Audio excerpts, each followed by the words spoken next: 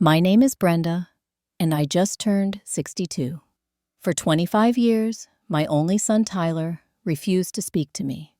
Every birthday card returned, every Christmas gift sent back. A quarter century of silence that carved a hole in my heart nothing could fill.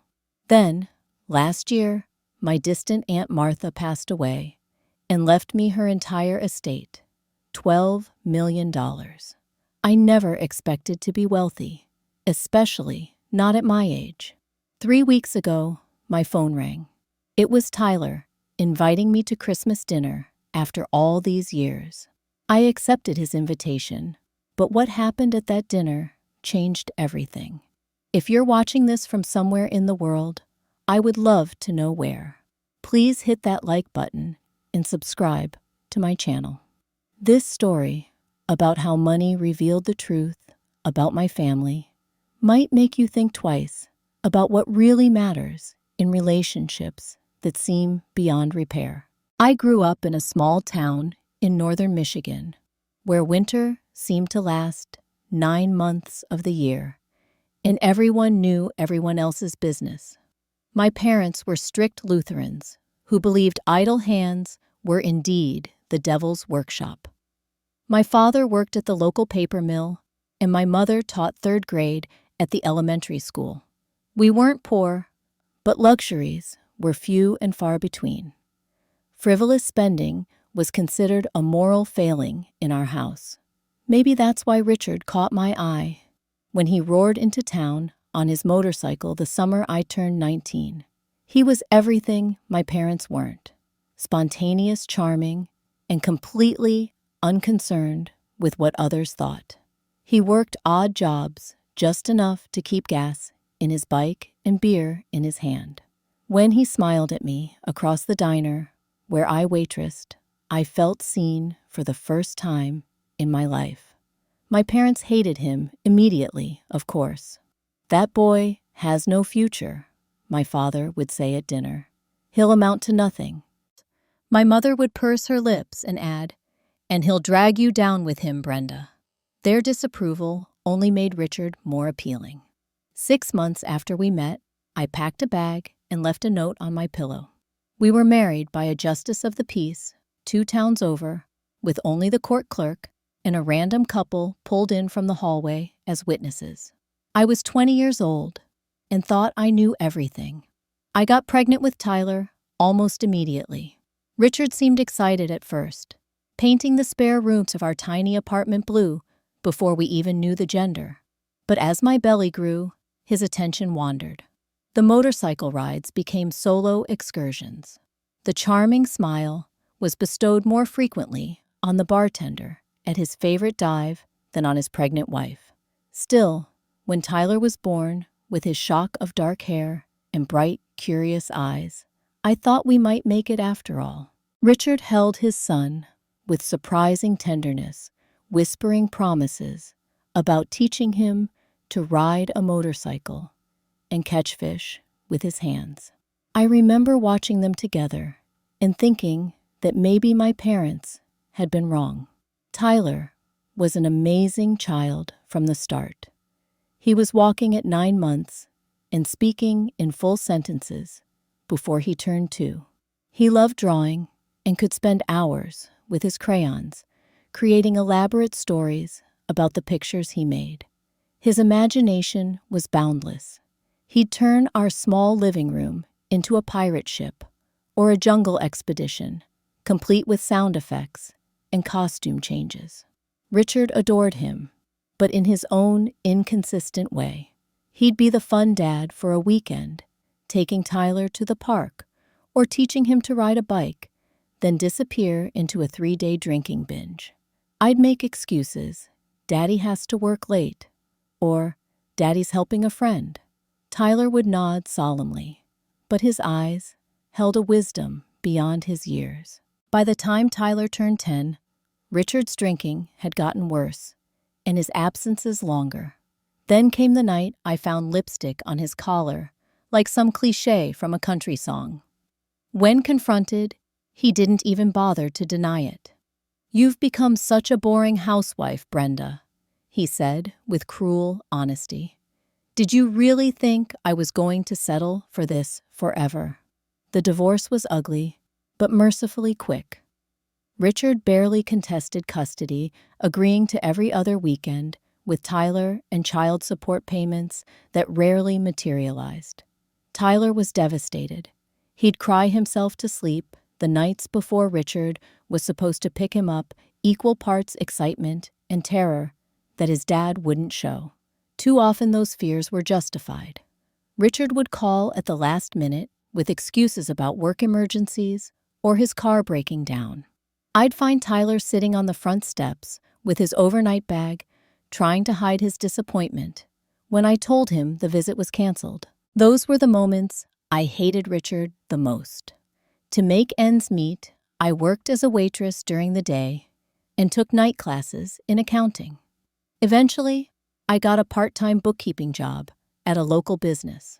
The hours were brutal, and childcare was a constant struggle. But we managed. Tyler and I became a team, eating mac and cheese dinners at our small kitchen table, doing his homework together, and watching rented movies on Friday nights. For a few years after the divorce, Tyler and I were closer than ever. He'd help me study for my accounting classes, quizzing me with flashcards. I'd attend every school event, cheering embarrassingly loud at his science fair presentations. We developed inside jokes and secret handshakes. When money was particularly tight, we'd make a game of it, pretending we were pioneers, living off the land, or astronauts rationing supplies on a space mission. Richard's appearances became increasingly sporadic. He'd show up unexpectedly, lavishing Tyler with expensive gifts and promises of trips to amusement parks that never materialized. Each visit left Tyler more confused and hurt than the last. When Tyler turned 13, things began to change. The sweet, imaginative boy who once made me homemade Mother's Day cards started pulling away. He became moody and distant, spending more time in his room than with me. At first, I chalked it up to normal teenage rebellion, but it felt different, more targeted. The light in his eyes, when he looked at me, had dimmed, replaced by something that looked distressingly like resentment. Around this time, Richard remarried. His new wife, Stephanie, came from money. Old money, from what I gathered. They bought a sprawling house in the suburbs of Detroit, complete with a pool and game room. Suddenly, Richard became more consistent about his visitation, eager to show off his son to his new wife and her country club friends. Tyler would return from these visits with stories of jet skis and golf lessons, his eyes wide with the possibilities of a life so different from the one I could provide. He'd describe Stephanie's cooking and their matching polo shirts at the club, then look around our modest apartment with new eyes. "Why can't we live somewhere nice, like Dad and Stephanie?" he asked once after a weekend visit. "We live somewhere nice," I replied, trying to hide how much the question stung. "And your father can afford those things because he doesn't have to pay for your school clothes or doctor visits." I immediately regretted the bitterness in my voice. Tyler just shrugged. "Stephanie says Dad's a good provider. She says he takes care of what's important to him." The implication hung in the air between us, unspoken but clear.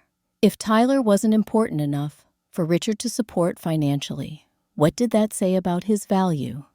And if I couldn't provide the lifestyle Richard could, what did that say about mine?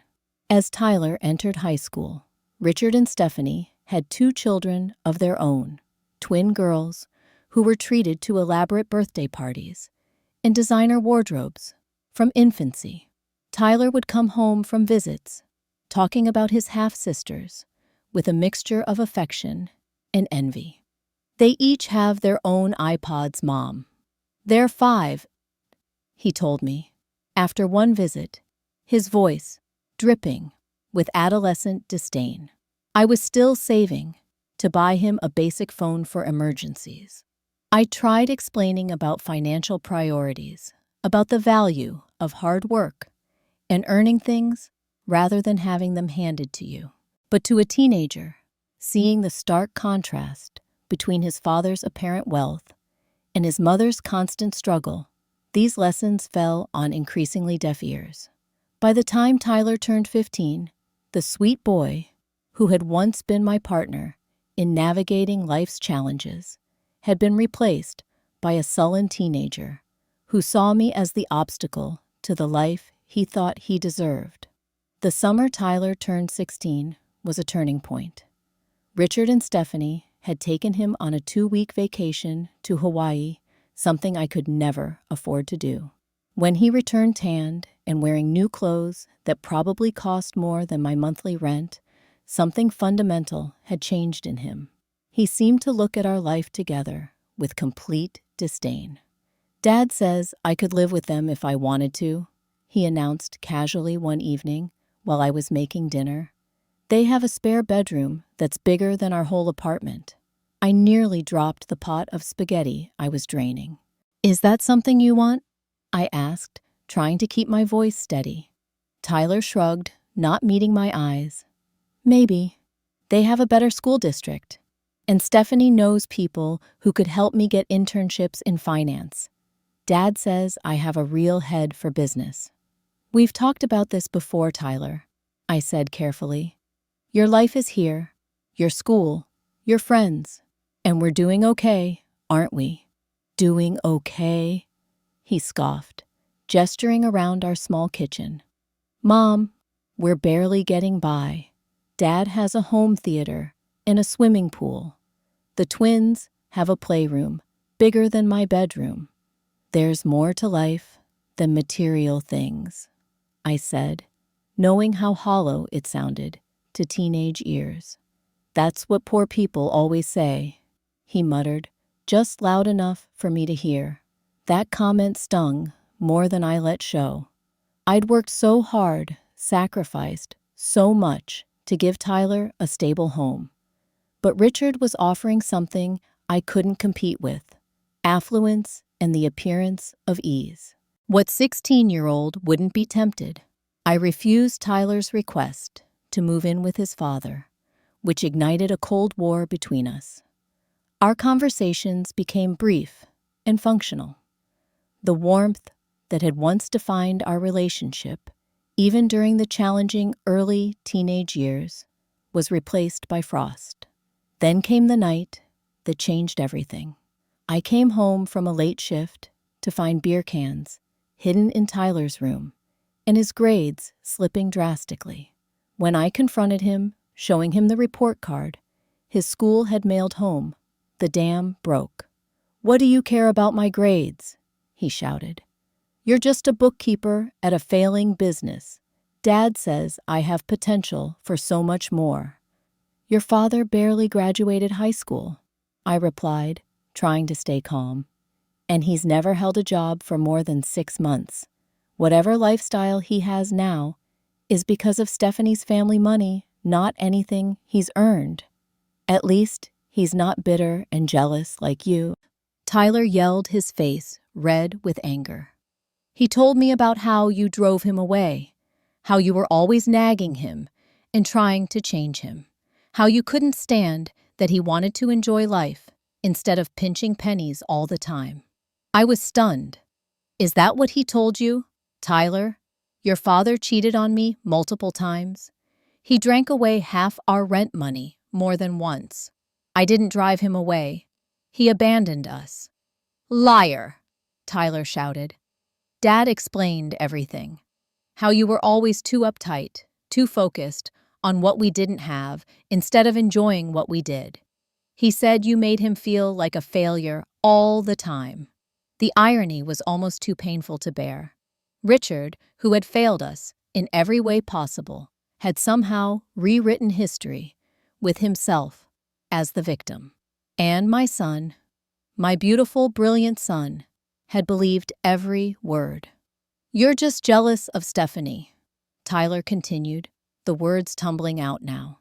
jealous that she's beautiful and rich, and that Dad loves her in a way he never loved you. Each word was like a physical blow. I struggled to recognize the boy standing before me, this stranger, with my son's face, spewing Richard's poisonous narrative. "I've had enough," Tyler said finally. "I'm going to Dad's. He already said I could live there if things got bad enough here. And they have." "Tyler, please," I begged. "Don't do this. We can work through this together." "There's nothing to work through," he said coldly. "I want a better life than what you can give me. Why is that so hard for you to accept?" That night, while I was at work, Tyler packed a bag and left. On the kitchen table, he left a note that still burns in my memory. "Gone to Dad's. Don't try to stop me. I'm going to live with people who actually care about my future." I called Richard immediately, frantic with worry. His voice was smug when he confirmed Tyler was with them. "He's fine, Brenda. He's where he should have been all along. Stephanie and I can provide opportunities you never could." "He's 16, Richard. You can't just take him." "I didn't take him. He came to us. And unless you want to drag him through court and force him to live where he doesn't want to be, I suggest you accept it." I did try to fight it legally. I filed for an emergency custody hearing, spent money I didn't have on a lawyer. But Tyler was nearly 17 by the time we got in front of a judge, and his testimony was devastating. He sat in the witness box, refusing to meet my eyes, and told the court that living with me was depressing and limiting. He described Richard and Stephanie's home as nurturing and full of opportunities. He said he felt understood and supported by them in ways I never could manage. The judge, seeing a poised, articulate teenager expressing a clear preference, ruled that Tyler could live primarily with his father, with liberal visitation for me. But Tyler had no interest in visitation. When I tried to establish a schedule, Richard claimed Tyler was too busy with advanced placement classes and extracurriculars.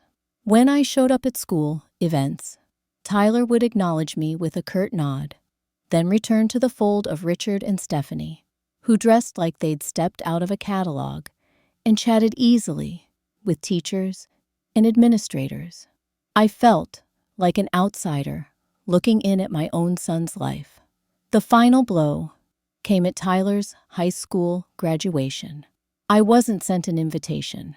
I found out the date from a sympathetic school secretary and showed up anyway, sitting in the back of the auditorium, watching my son accept his diploma to the cheers of his father's family.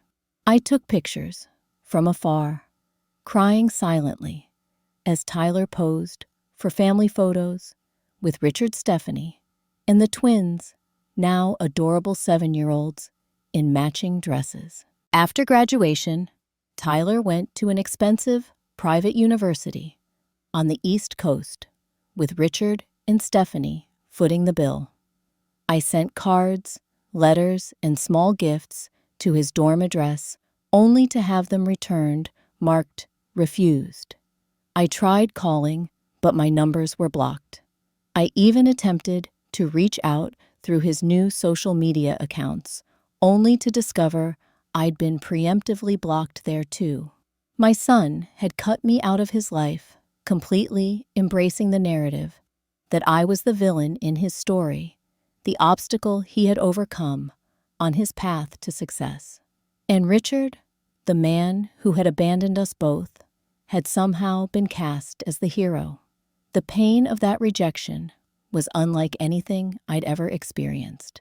It was like a death, except there was no funeral, no closure, no community support, bringing casseroles and condolences. My child was alive but unreachable, and I was left to grieve alone. In the early years after Tyler left, I moved through life like a ghost.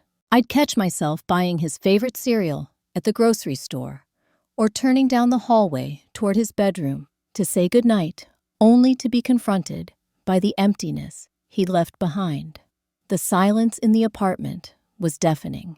Depression settled over me like a heavy blanket. I lost weight, couldn't sleep, found it hard to focus at work. Well-meaning friends would offer platitudes, "He'll come around eventually," or "All teenagers rebel against their parents."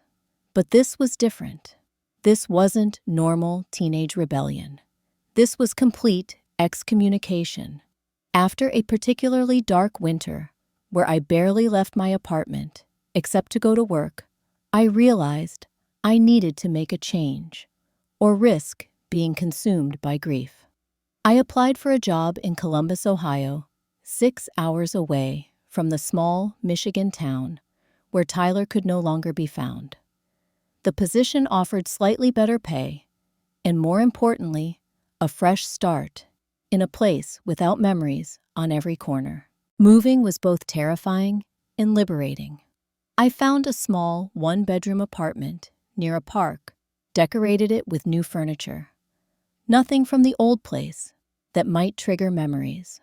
I enrolled in night classes at the local community college to finish my accounting degree. Slowly, painstakingly, I began to build a new life. But Tyler was never far from my thoughts. I developed a system for keeping track of him from afar. His university had an online student directory. Richard and Stephanie were avid social media users, often posting family photos that offered glimpses of Tyler's life. Once a year around the holidays, I would allow myself a deep dive, collecting whatever information I could find. I learned that Tyler graduated with honors in finance, that he moved to Chicago for his first job at an investment firm, that he met a woman named Jennifer during a charity gala. I watched from a digital distance as their relationship progressed through carefully filtered photos, vacations, to tropical destinations. A marathon. They ran together, the proposal at sunset on a beach. When Tyler got married at 26, I sat in my apartment, scrolling through the wedding hashtag, studying photos of my son in a tuxedo, standing next to a beautiful blonde woman I'd never meet. Richard was his best man. The twins, now teenagers, were bridesmaids. I spotted Stephanie in mother-of-the-groom attire, though she had no biological claim to the title. I printed one of the photos and framed it, placing it on my bedside table. Sometimes, I'd talk to it telling Photo Tyler about my day, or asking questions about his life. On particularly low nights, I'd apologize, though I wasn't entirely sure what I was apologizing for anymore. 2 years after the wedding, Jennifer announced her pregnancy on social media. 9 months later, Emma was born. I became a grandmother without being present for the birth, without holding the baby, without Tyler calling to share the news. 3 years after that, Lucas arrived. I now had 2 grandchildren I'd never met. For each of their birthdays and every Christmas, I sent carefully chosen gifts to Tyler's address, which I'd tracked down through public records. A silver rattle engraved with Emma's initials, a hand-knitted blanket for Lucas in soft blue yarn, books I thought they might enjoy as they grew older. Every package was returned unopened, with "return to sender" scrawled across the front, sometimes in what I recognized as Jennifer's handwriting. To cope with the ongoing pain, I joined a support group for estranged parents. Every Tuesday evening, we'd gather in the basement of a local church, sharing stories of children who had cut contact, offering each other comfort and understanding that people who hadn't experienced this particular kind of loss couldn't provide. That's where I met Susan, a retired teacher whose daughter had stopped speaking to her 8 years earlier. Susan became my closest friend, the one person I could call at 3 a.m. when I'd woken from a dream about Tyler and so vivid, it left me gasping for breath. The hardest part, Susan told me once over coffee, is that there's no socially recognized way to grieve this loss. When someone dies, people bring food and offer condolences. When your child cuts you off, people get uncomfortable. They assume you must have done something terrible to deserve it. She was right. Over the years, I'd watched acquaintances and colleagues drift away when they realized the depth of my estrangement from Tyler. It was easier for them to assume I was at fault than to face the uncomfortable reality that sometimes families break apart for reasons that defy simple explanation. When Tyler turned 35, 15 years into our estrangement, I made one final attempt to bridge the gap. I wrote him a long letter, pouring out everything I'd kept inside. I told him about my life since he'd left, about how proud I was of his accomplishments, which I'd followed from afar, about how much I longed to meet my grandchildren. I acknowledged that Richard's version of our family history differed from mine, but suggested that the truth likely lay somewhere in between. I'm not asking you to choose sides or to assign blame, I wrote. I'm just asking for a chance to know you again as the man you've become, rather than the boy you were. Whatever issues existed between your father and me should never have come between mother and son. I mailed the letter with a return receipt requested, so I'd know if he received it. A week later, the envelope came back to me unopened. Across the front, in Tyler's handwriting, still recognizable after all these years, were the words, "Not interested in contact." Those 4 words nearly broke me. After allowing myself one night of unrestrained grief, I made a decision. I would stop trying to reach Tyler, stop sending gifts to my grandchildren, stop searching for glimpses of their lives online. It was time to accept that this estrangement might be permanent and focus on building a life that could be fulfilling despite this enormous loss. I threw myself into new activities. I joined a hiking group, learned to paint watercolors, volunteered, teaching financial literacy to women in transitional housing. I went on a few dates, though none developed into serious relationships. I was guarded after so much loss, and perhaps unconsciously unwilling to risk more rejection.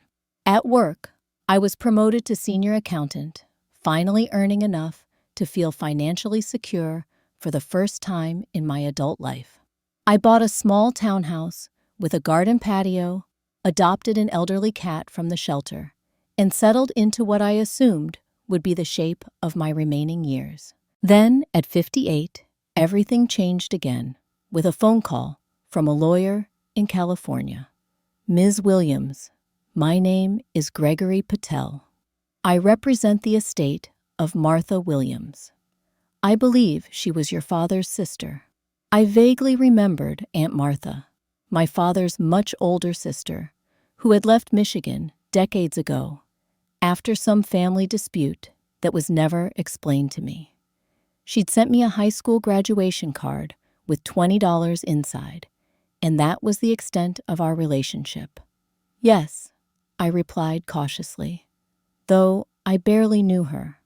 "Well, Ms. Williams, I regret to inform you that your aunt passed away last month, and this may come as a surprise, but you're the sole beneficiary of her estate." I almost laughed, assuming this was some elaborate scam.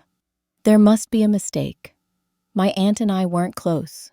"There's no mistake," he assured me. Martha Williams left explicit instructions. "Her entire estate is to go to you, Brenda Williams, daughter of Robert Williams, born June 3rd, 1960, in Lansing, Michigan." She was quite specific. The lawyer explained that Martha wanted the reading of the will and transfer of assets handled privately with minimal public record. He invited me to California to review the details in person. Still skeptical, I agreed to fly out the following week, half expecting to find an empty office address when I arrived. Instead, I found a prestigious law firm in an elegant building overlooking the Pacific Ocean. Gregory Patel was a distinguished man in his 60s who greeted me with genuine warmth. In his wood-paneled office, he laid out the details of my inheritance. Martha Williams, the aunt, I barely remembered, had been a silent real estate investor in Southern California since the 1970s. She'd purchased properties in areas that later boomed, sold at perfect moments, and reinvested with remarkable foresight. She'd lived modestly, despite her wealth occupying the same beachfront cottage for 40 years, while her investments multiplied. The total value of the estate, including the home in Carmel investment portfolio and cash accounts, is approximately $12 million, Mr. Patel stated matter-of-factly. I thought I'd misheard him. Did you say 12 million? He nodded. Martha was an exceptionally savvy investor who lived well below her means. And now, it all belongs to you. I sat in stunned silence, unable to process the information. $12 million. It was an incomprehensible sum to someone who had spent decades counting pennies. But why me? I finally managed to ask. We weren't close. I haven't seen her since I was a child. Mr. Patel reached into a drawer and pulled out a small, leather-bound journal. She left this for you as well. I think it might answer some of your questions. That evening, in a hotel room overlooking the ocean, I opened Martha's journal. The first entry was dated nearly 30 years earlier, around the time of my divorce from Richard. Saw in the Michigan paper that Robert's daughter is divorcing. Husband sounds like a real piece of work, just like Martha's had been. History repeating itself. Poor girl. The entries continued spanning decades.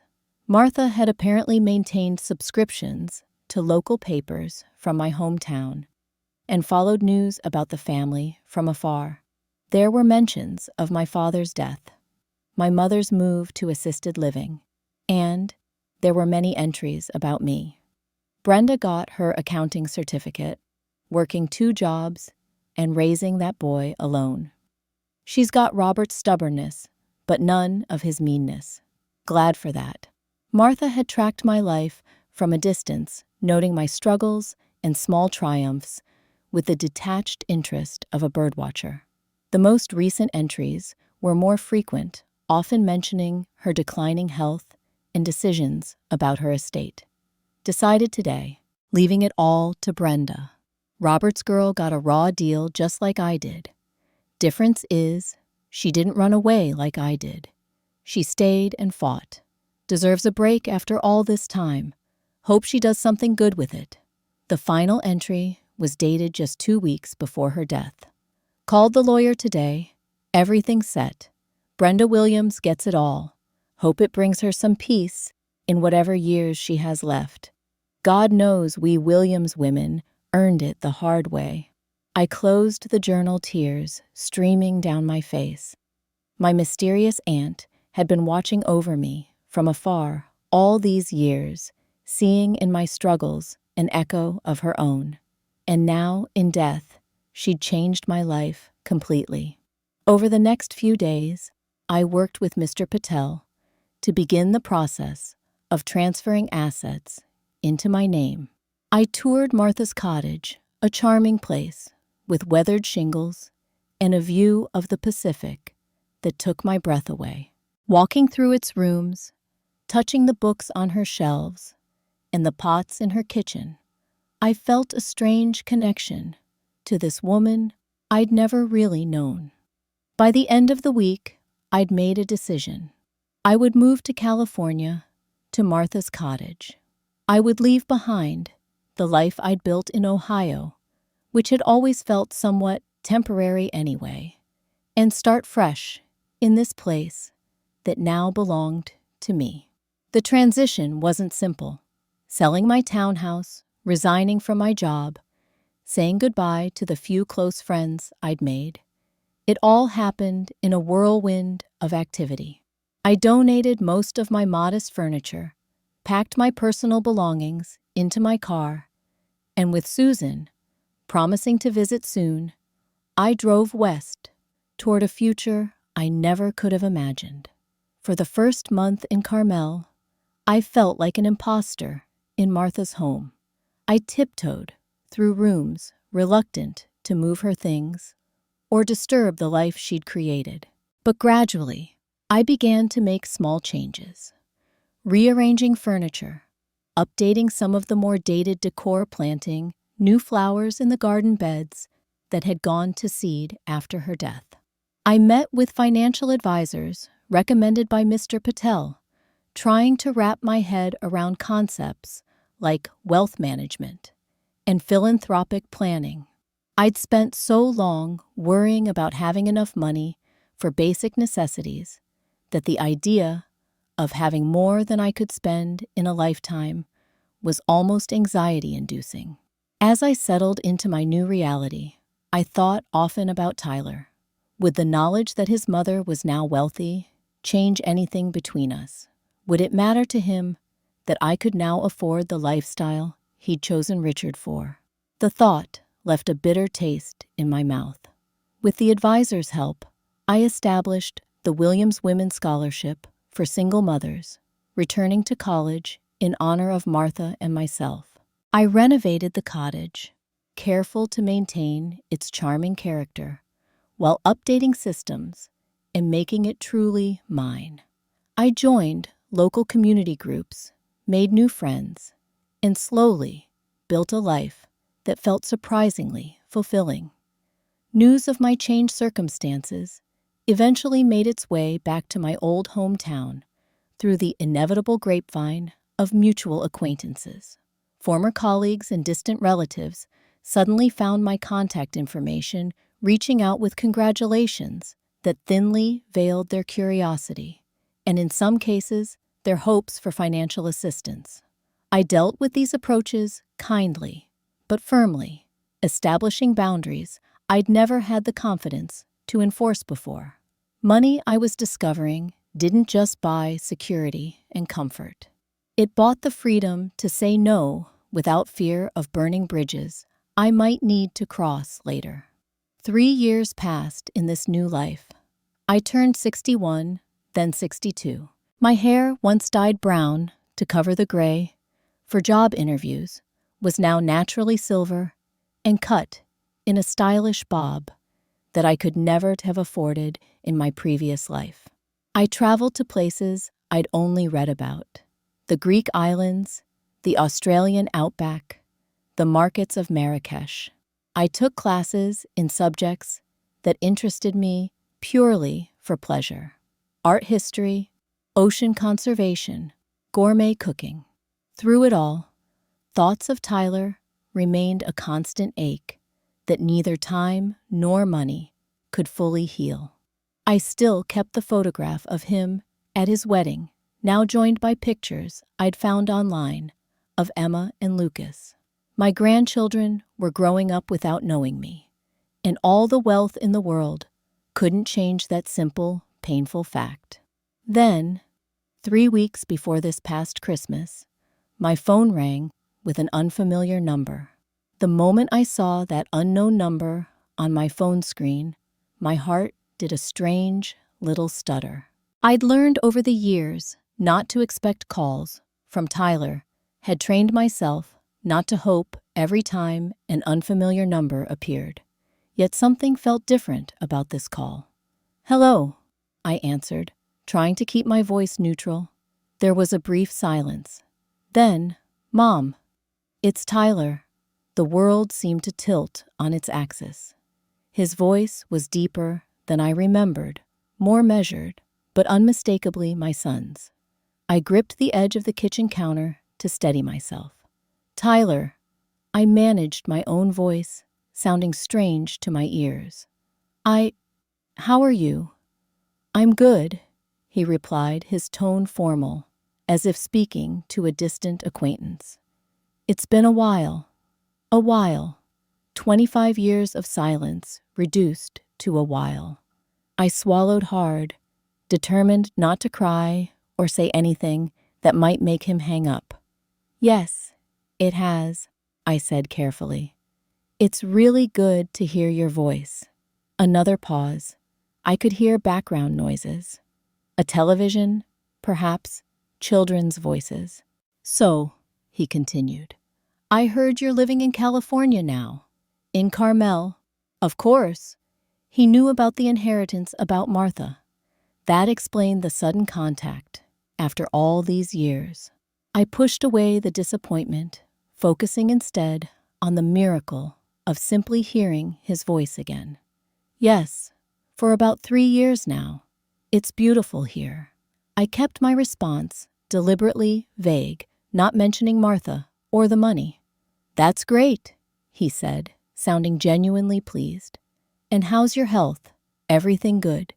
The polite inquiries were surreal after so many years of silence, like a bizarre social call between strangers with a complicated past.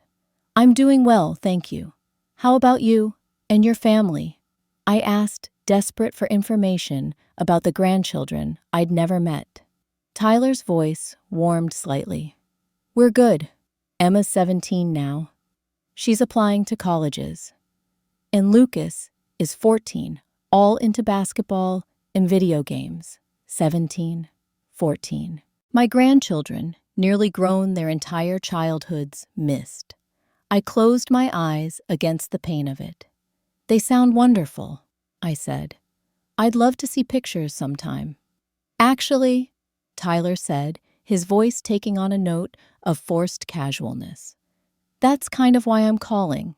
Jennifer and I were talking, and we thought it might be nice if you came to visit for Christmas this year. If you don't have other plans, that is. The invitation I dreamed of for 25 years finally extended. My first instinct was pure joy, quickly followed by suspicion.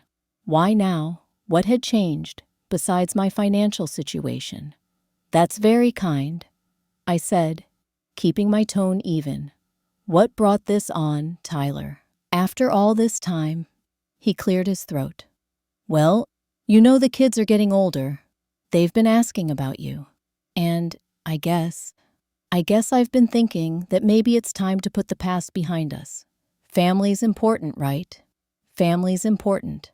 The same family he'd had no interest in for 25 years. The family that suddenly became worth reconnecting with when Aunt Martha's millions entered the picture. It is, I agreed. Family is very important. I wanted to ask directly if his sudden interest in reconciliation had anything to do with my inheritance, but I held back. Perhaps I was being unfair. Perhaps he genuinely wanted to heal our relationship.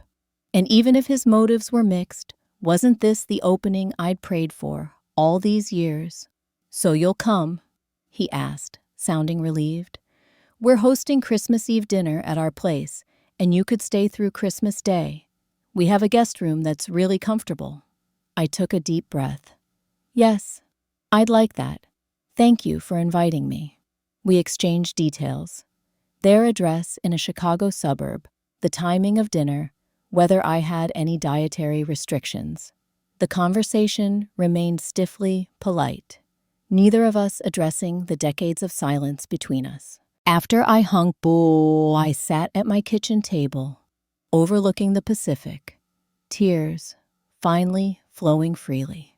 My son had called. He'd invited me into his life after 25 years of exile. It should have been the happiest moment of my recent life. So why did it feel so hollow? That evening, I did something I hadn't done in years. I searched for Tyler online.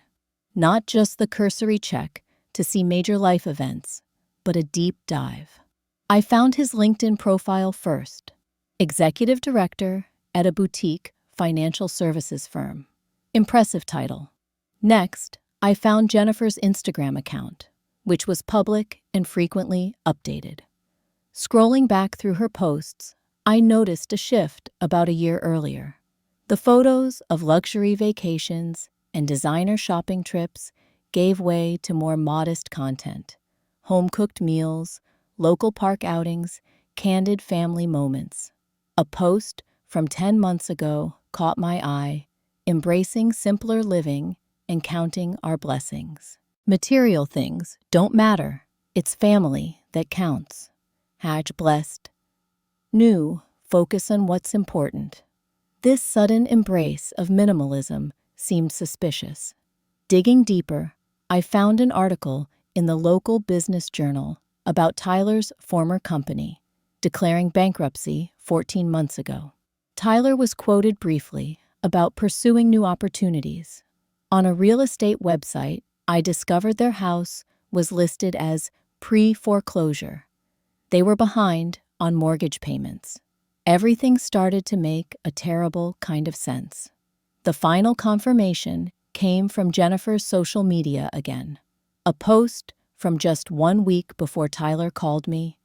"So excited to finally reconnect with Emma and Lucas's grandmother family is such a blessing, especially during difficult times. Looking forward to a very special Christmas this year. Family reunion, forgiveness had new beginnings." Below the post, a friend had commented, "That's wonderful. Is this Tyler's mom with the place in Carmel? I saw it in a magazine. Absolutely stunning." Jennifer's reply, "Yes, we're long overdue for a family reunion. The kids are so excited to finally meet their wealthy grandmother. Better late than never, right? Wealthy grandmother. Not just grandmother, but specifically wealthy grandmother." The knife twisted deeper. I called Susan immediately, describing the call from Tyler and what I'd discovered afterward. "Oh, Brenda," she sighed. "I'm so sorry, but maybe not entirely surprised. I feel like such a fool," I admitted. For a moment, I actually believed he wanted to reconcile because I'm his mother, not because Aunt Martha left me money. "What are you going to do?" Susan asked. "Cancel." I considered it, briefly imagined the satisfaction of calling Tyler back and telling him I knew exactly why he'd suddenly remembered my existence. But beneath the hurt and anger was a simple truth: I still wanted to see my son. I wanted to meet my grandchildren. Even with impure motives on Tyler's part, this might be my only chance. No, I decided. I'm going to go, but I'm not going to be manipulated, and I'm going to be prepared. Over the next 2 weeks, I gathered more information. I hired a private investigator who specialized in financial matters to compile a detailed report on Tyler and Jennifer's situation. What he found was worse than I'd imagined. Tyler had lost his executive position when the company folded. He'd apparently made some poor investment decisions with the family's savings in an attempt to rescue the situation. They were now $450,000 underwater on their mortgage. Credit card debt exceeded $70,000. They'd pulled Emma from her private school for her senior year. They'd sold one of their cars, and they had exactly 28 days after Christmas before the bank would foreclose on their home. Jennifer had been actively researching how to ask family for financial help and how to approach wealthy relatives for loans. She'd also joined several online forums for people with sudden family wealth, asking questions about how inheritance laws worked and whether grandchildren had any legal claims on their grandparents' assets. Armed with this knowledge, I made my preparations for the trip to Chicago. I booked a flight and a hotel room, ignoring Tyler's insistence that I stay with them. I needed my own space, my own retreat. I bought Christmas gifts, thoughtful personal items for each family member, not extravagantly expensive, but not cheap either. And I prepared myself emotionally for whatever might happen. The day before my flight, I called Susan once more. "What if I'm wrong?" I asked her, doubt creeping in. "What if he genuinely wants to reconcile, and I go in there all suspicious and defensive?" "Then you adjust," she said simply. "But Brenda, protect yourself. You've been hurt enough by that boy. Don't let him hurt you again, especially not for money." I took her advice to heart as I boarded the plane to Chicago, a strange mixture of hope and dread churning in my stomach. After 25 years of silence, I was finally going to see my son again. The circumstances were far from what I'd imagined, but perhaps something good could still come of it. As the plane descended through the clouds over Chicago, I made myself a promise. No matter what happened, I would face it with dignity and clarity. I would not be manipulated, and I would not let money, either the lack of it in my past or the abundance of it in my present, define my worth as a mother. The suburban street where Tyler lived was lined with large, well-maintained homes decorated for the holidays. Inflatable Santas and strings of lights adorned nearly every yard. Tyler's house stood out with particularly elaborate decorations. A full nativity scene on the lawn, icicle lights dripping from the roof, and a massive wreath on the front door. The kind of display that cost hundreds of dollars in electricity to maintain, I thought wryly, noting the irony, given their financial situation. I sat in my rental car for several minutes, gathering my courage. In my purse was a file containing the financial documents my investigator had compiled, along with copies of some of the letters and cards I'd sent over the years. I wasn't sure if I would need them, but having them gave me a sense of security. Finally, I stepped out into the cold December air, retrieved the elegantly wrapped gifts from the trunk, and walked up the path to my son's front door. My heart pounded so hard I could feel it in my throat as I rang the doorbell. The door swung open to reveal a tall, broad-shouldered man with flecks of gray at his temples. For a moment, I didn't recognize him. This middle-aged man was so different from the teenager who had walked out of my life. Then he smiled somewhat stiffly, and I saw a glimpse of my boy. "Mom." Tyler said the word, sounding strange on his lips after so many years. "You made it." I nodded, not trusting my voice immediately. Up close, I could see stress lines around his eyes and mouth that weren't visible in the photos I'd seen online. "Come in, please," he said, stepping back. "Everyone's excited to meet you." I entered a spacious foyer decorated with expensive-looking art and fresh pine garlands. The house smelled of cinnamon and roasting turkey, a picture-perfect Christmas Eve scene. But my accountant's eye caught the subtle signs of financial strain, a slight shabbiness to the furniture upon closer inspection, wear patterns in the carpet that expensive holiday decorations couldn't hide. "Tyler, is that her?" A woman's voice called from what I assumed was the kitchen. Jennifer appeared in the doorway, wiping her hands on an apron. She was still beautiful, though her smile seemed forced as she approached me with outstretched arms. "Brenda," finally, after all these years, she embraced me with surprising enthusiasm. "We're just thrilled you could join us for Christmas. Aren't we, Tyler?" Tyler nodded, his expression hard to read.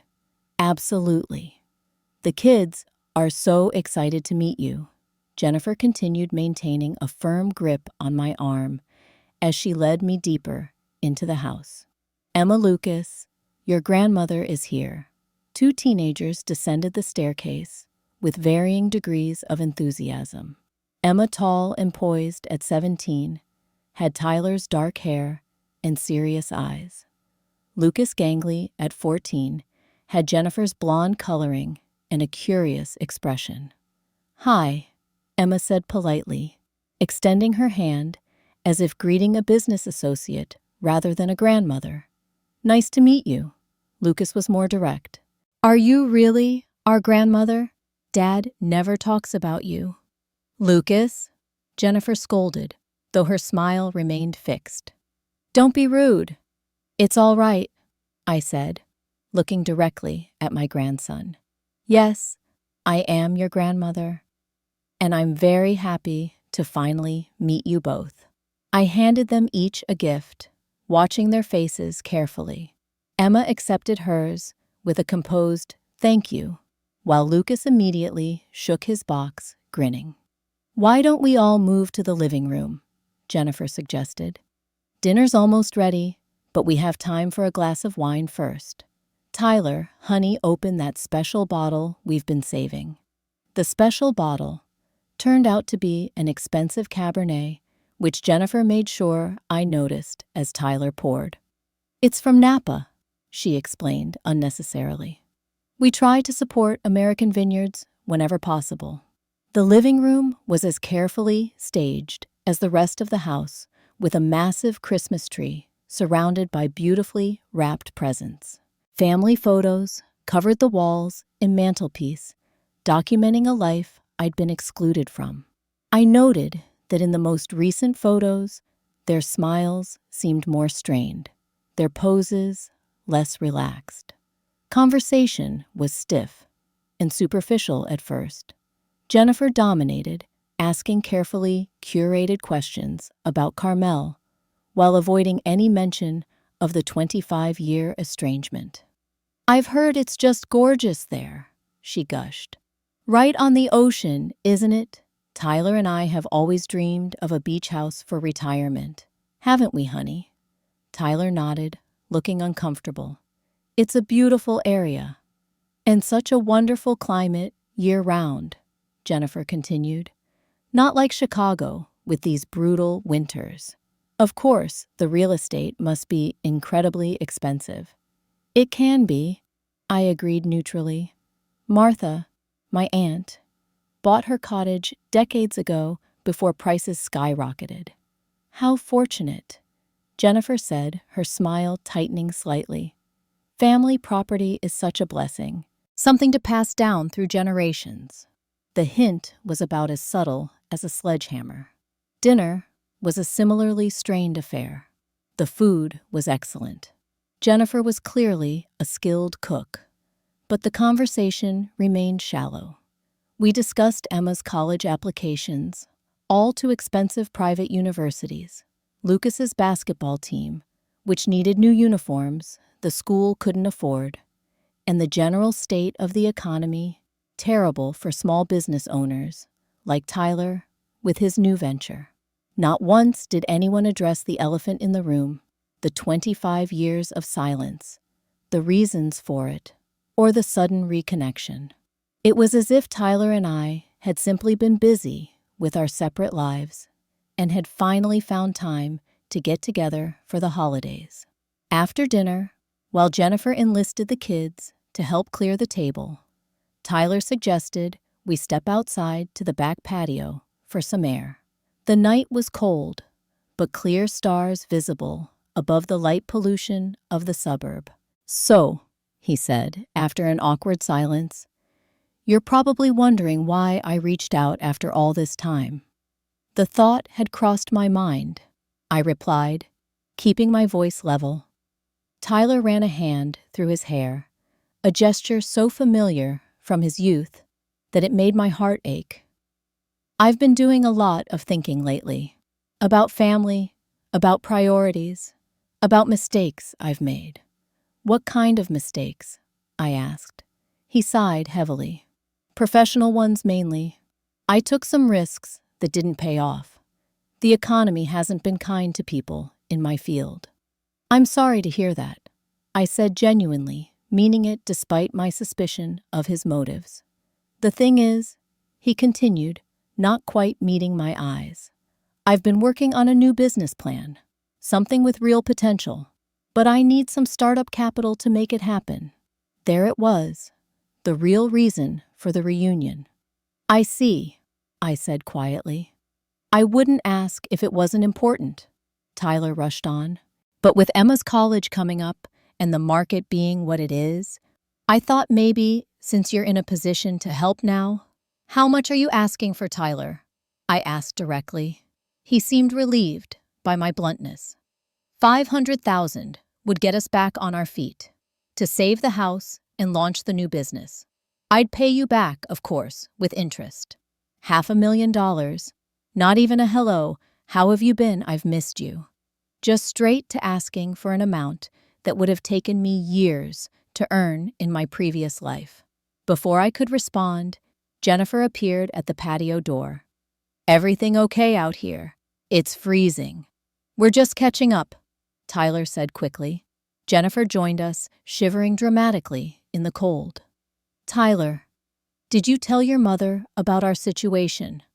I was getting to that, he said, a note of irritation in his voice. Jennifer turned to me, her expression earnest. Brenda, I hope you don't mind me speaking frankly. We're in a difficult position right now.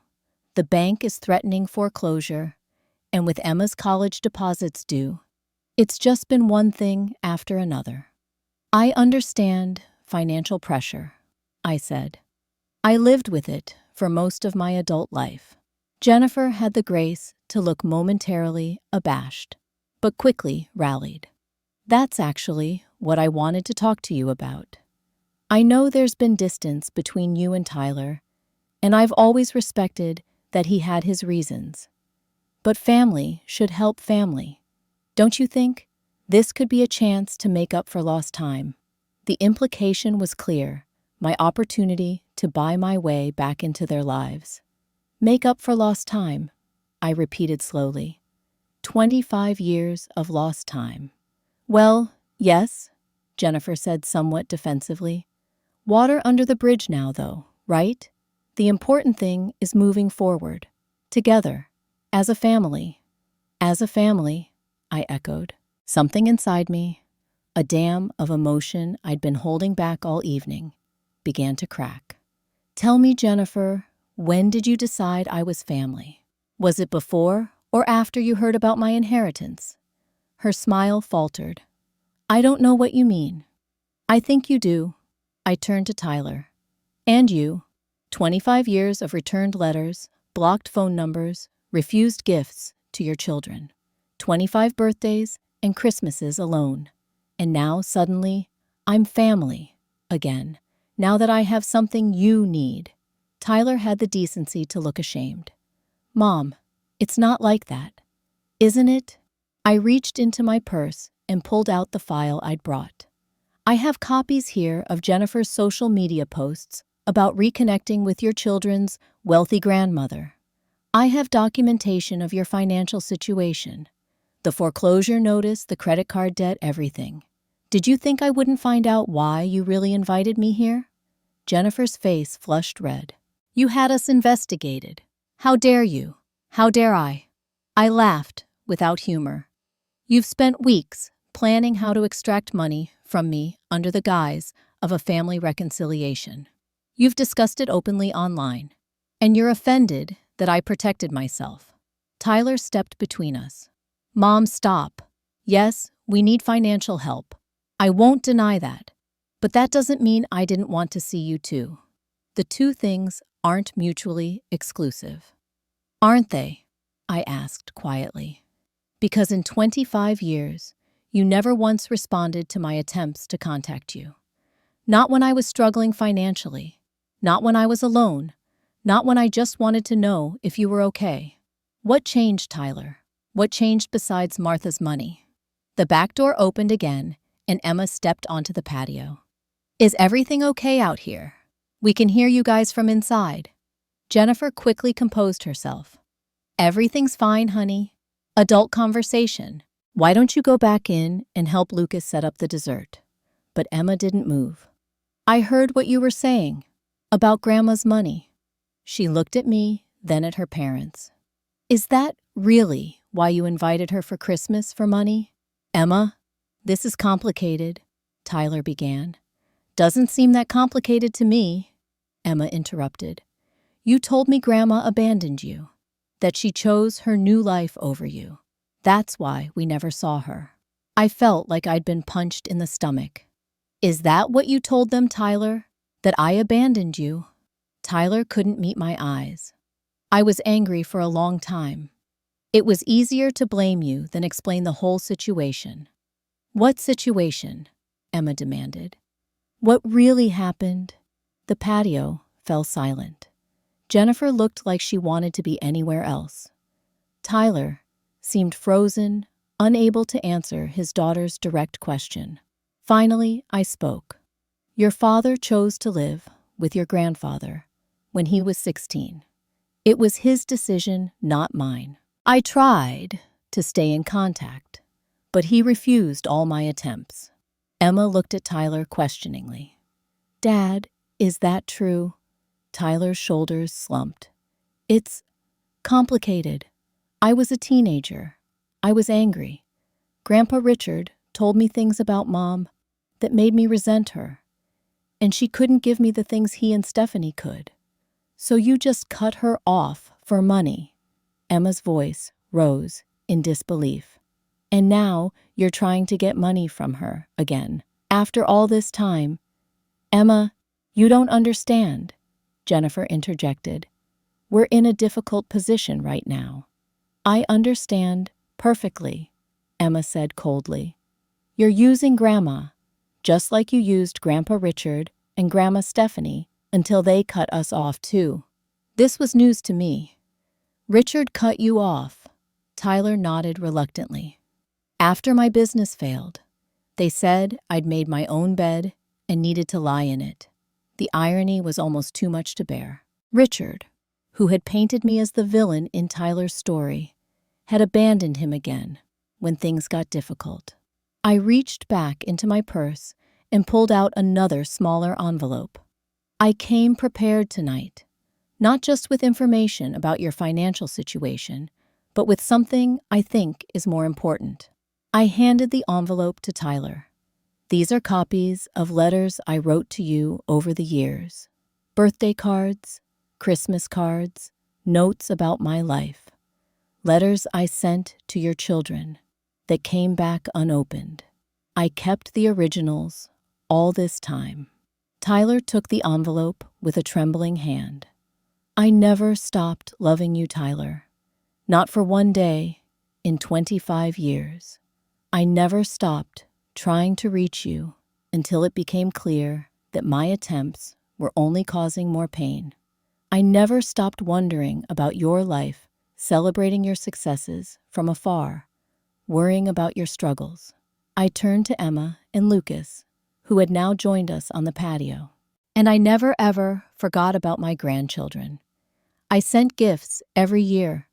Books, toys, handmade things I thought you might like. When those were returned, I donated equivalent gifts to children in need in your names. Lucas looked at his parents accusingly. You told us we didn't have a grandmother on Dad's side anymore, that she was gone. We thought it was easier that way, Jennifer said weakly. Easier for whom?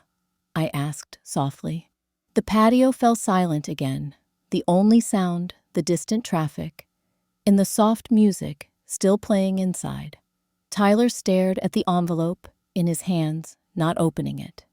I should go, I said finally. This isn't how I imagined our reunion would be. No, please, Emma said suddenly.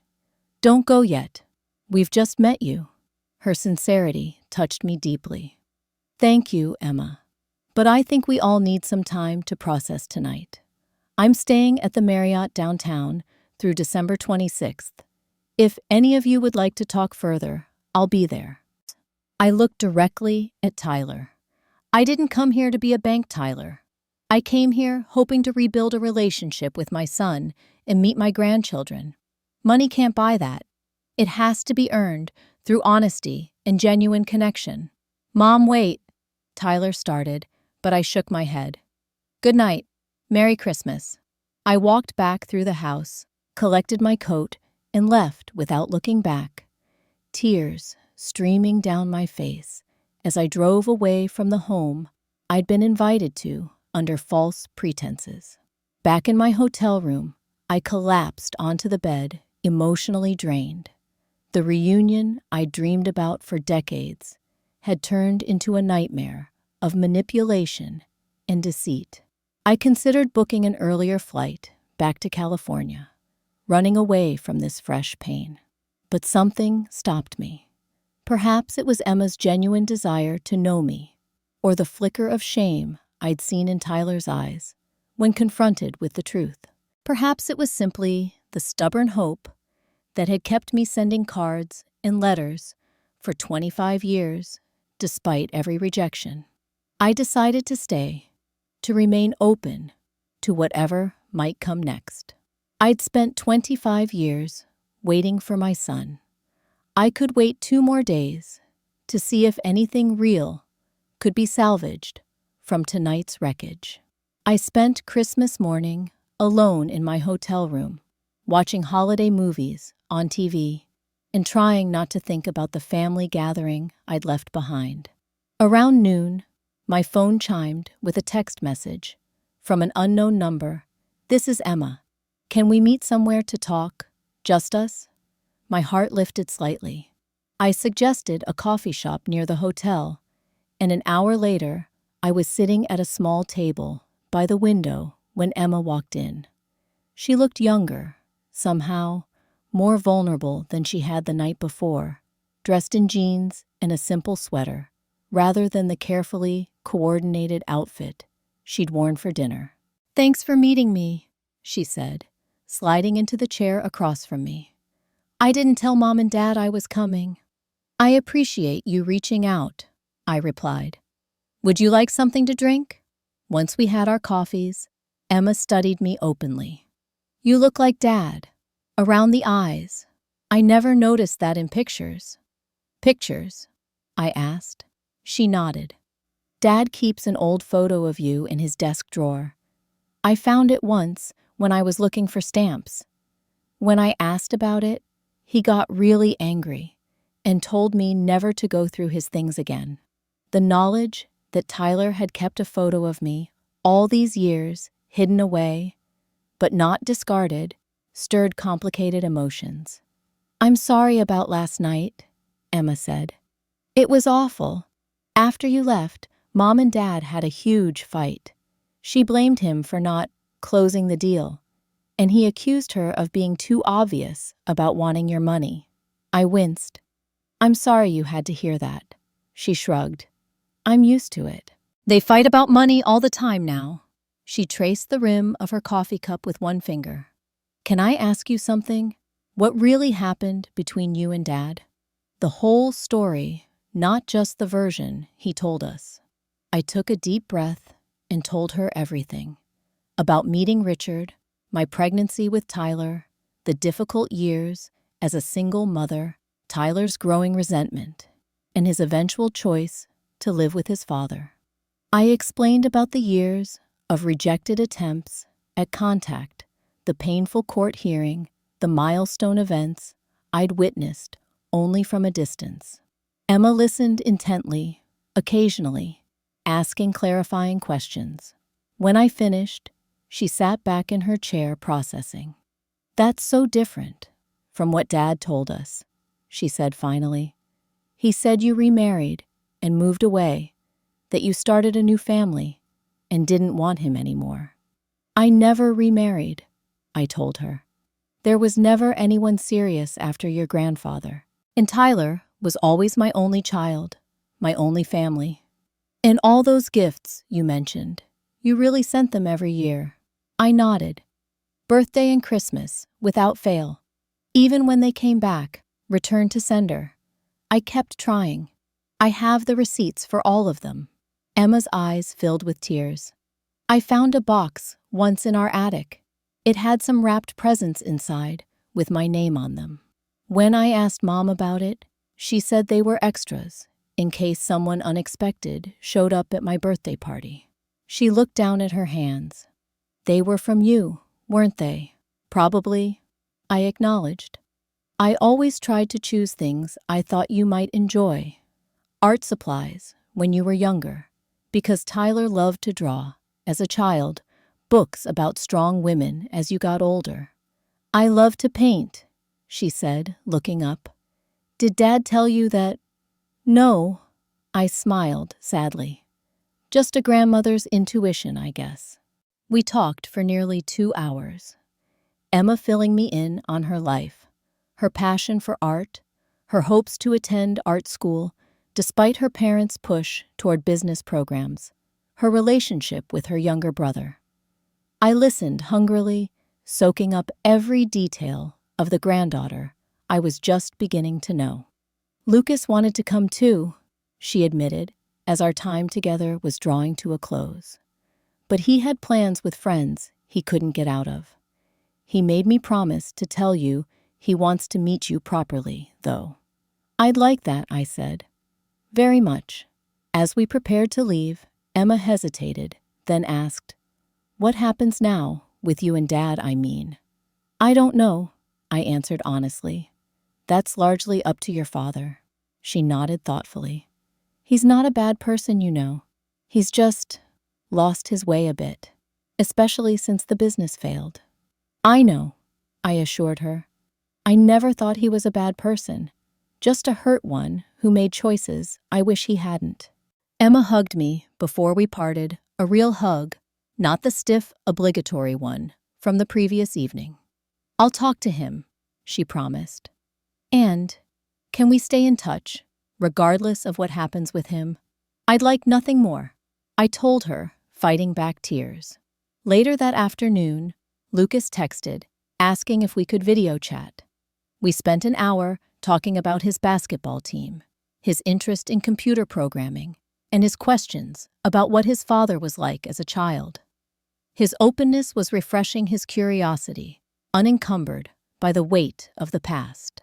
By evening, I had begun to hope that something positive might emerge from the disastrous Christmas Eve dinner after all.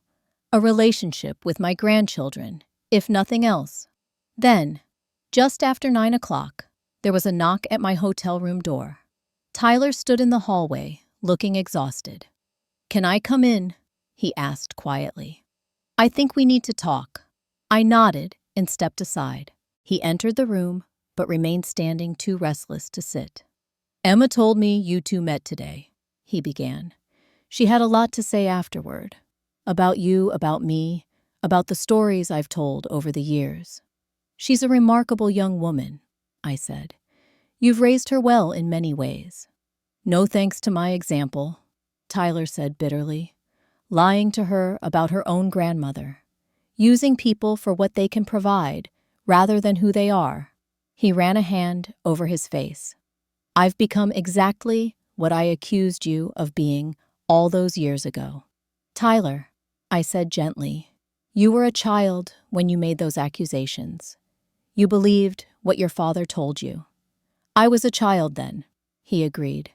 But I've been an adult for a long time now. An adult who knew deep down that the story didn't add up, that you wouldn't just abandon me. But it was easier to hold on to the narrative than admit I'd thrown away a relationship with my mother for what a bigger house, designer clothes, country club memberships. He finally sat down heavily on the edge of the bed. I'm not here to ask for money, he said firmly. That's not why I came tonight. I wanted to say I'm sorry, not just for last night, but for 25 years of cruelty, for choosing material things over a mother who loved me, for keeping your grandchildren from you. I sat beside him, my heart pounding. Why now, Tyler? Why the apology now? He looked at me directly for the first time. Because last night, when you showed us those letters, when I saw the dates spanning decades, something broke open in me. I stayed up all night, reading them one after another. Your love for me never wavered, not through all the rejection and pain I caused you. And I realized what a fool I've been. Tears filled my eyes. I never stopped loving you, Tyler. Not for one day. I know that now, he said, his own eyes wet. And I don't deserve your forgiveness. But I'm asking for it anyway. Not because you have money that could solve my problems, but because I miss my mom. I've been missing her for 25 years, even when I was too proud and stubborn to admit it. The words I'd waited so long to hear. But could I trust them? Was this genuine remorse or another manipulation? What about Jennifer? I asked. She seemed pretty focused on the financial aspect of our reunion. Tyler sighed. Jennifer and I are having problems. Have been for a while now. The financial stress has only made it worse. She wanted me to come here tonight and try again to ask for money, but I refused. That's not why I'm here. What do you want then? I asked quietly. A chance, he said simply. A chance to know my mother again. A chance for my children to know their grandmother. A chance to try to make up for 25 years of mistakes, although I know that's probably impossible. I studied my son's face, the face I'd memorized as a child, then watched change from afar into the man before me. I saw genuine pain there and regret, but also hope. It won't be easy, I warned him. There's a lot of hurt on both sides. I know, he nodded. But I want to try, if you're willing. Was I willing? After all the pain, all the rejection, could I open my heart to the possibility of reconciliation? The risk of being hurt again was enormous, but so was the potential reward. A relationship with my son and grandchildren, the family I'd longed for all these years. I'm willing to try, I said finally. Slowly, one step at a time. Relief washed over Tyler's face. Thank you, he whispered. I don't deserve it, but thank you. We talked for hours that night, beginning the long, difficult process of truly getting to know each other again. Tyler shared the real story of his business failure, his fears for the future, his concerns about Emma's college prospects, and Lucas's increasing withdrawal as family tensions grew. I told him about my life in Carmel, about Martha's unexpected gift, about the loneliness that even wealth couldn't alleviate. Before he left, Tyler asked hesitantly, "What happens with the house? With our financial situation, I'm not asking for a handout, I swear. I just don't know what to tell Jennifer when I go home." I had thought long and hard about this question, anticipating it might arise. I won't give you money directly, I told him. I don't think that would be healthy for either of us right now, but I will help in other ways. I explained that I would pay for Emma's college education directly to the school, ensuring she could pursue her passion for art without financial constraints. I would connect Tyler with financial advisors who could help him restructure his debt and develop a sustainable plan for the future. And I would help them find a more affordable home before foreclosure damaged their credit beyond repair. It's not a blank check, I emphasized, but it's practical support while we rebuild trust, the kind of help a mother might offer her son if they had a healthy relationship. Tyler nodded, understanding the boundaries I was setting. That's more than fair, more than I deserve. When he left that night, he hugged me, awkwardly at first, then with genuine warmth. It wasn't a magical solution to 25 years of estrangement, but it was a beginning. The months that followed were challenging but rewarding. Tyler and Jennifer ultimately separated, their relationship too damaged by financial stress and differing values to repair. Tyler moved into a small apartment, took a more modest job at a local bank, and began the slow process of rebuilding his life on a foundation of honesty rather than appearance. Emma started art school that fall, flourishing in an environment that valued her creativity. Lucas spent 2 weeks with me in Carmel during summer break, discovering a passion for marine biology during our tide pool explorations. I flew to Chicago monthly, gradually strengthening my relationships with all of them. Last week, nearly a year after that fateful Christmas Eve, Tyler, Emma, and Lucas came to Carmel for the holidays. We had a simple celebration in Martha's cottage, my home now, cooking together, walking on the beach, playing board games by the fire. No elaborate decorations, no expensive gifts, just the precious gift of family finally reunited.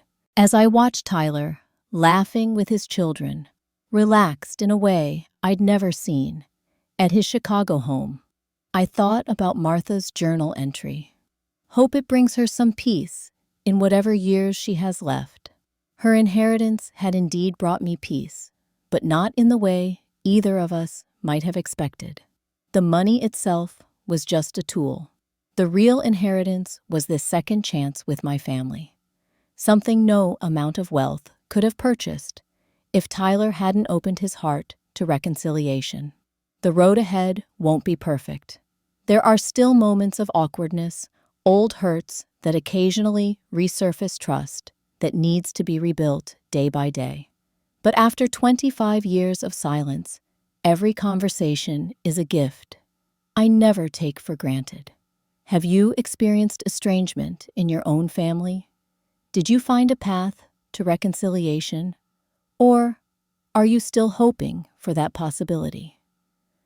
I'd love to hear your stories in the comments below.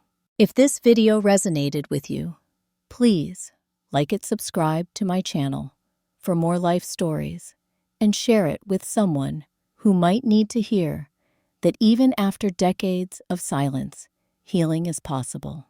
Thank you for listening to my story, and remember, it's never too late for a new beginning as long as it's built on truth rather than expectations.